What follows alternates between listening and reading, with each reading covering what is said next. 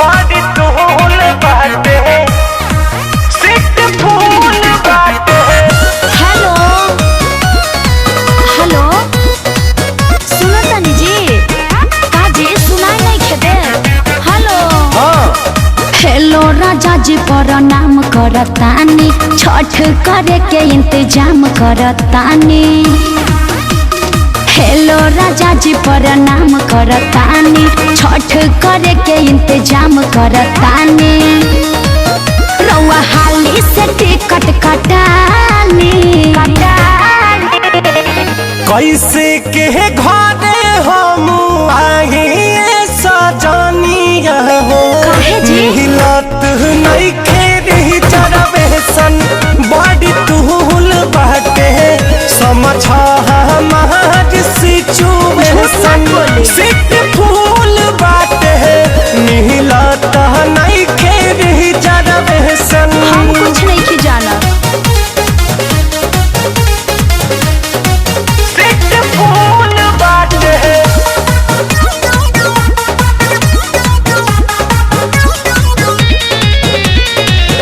राउर दतिया जानतानी जी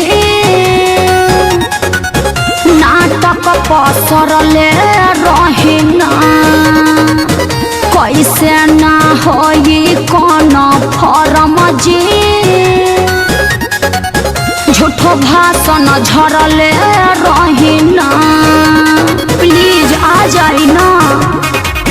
जदि कहत जनरल भोगी से चली जाई ऐसे मत करी के हमारा दुर्गति हो जाई कौन दोसरो रुपया लगा ले।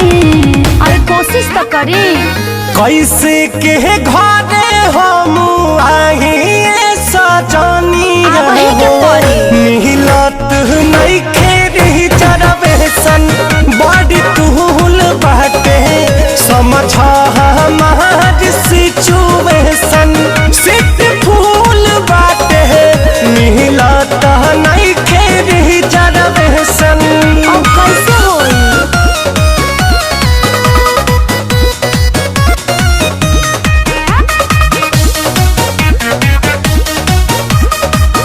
रुपया के करी जानी फेर जे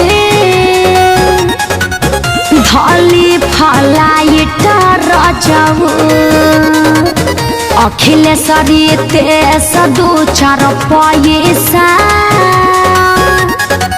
भले लागटाइट रजऊ। बात सब बुझाई लो जल्दी से आ जाए।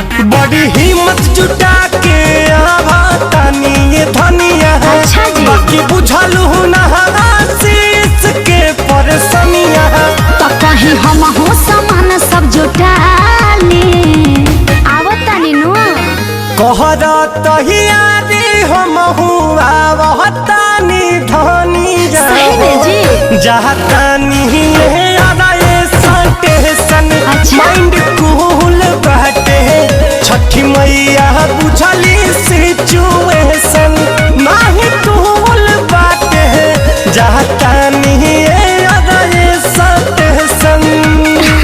अच्छा हम सब सामान जुटा लेतानी।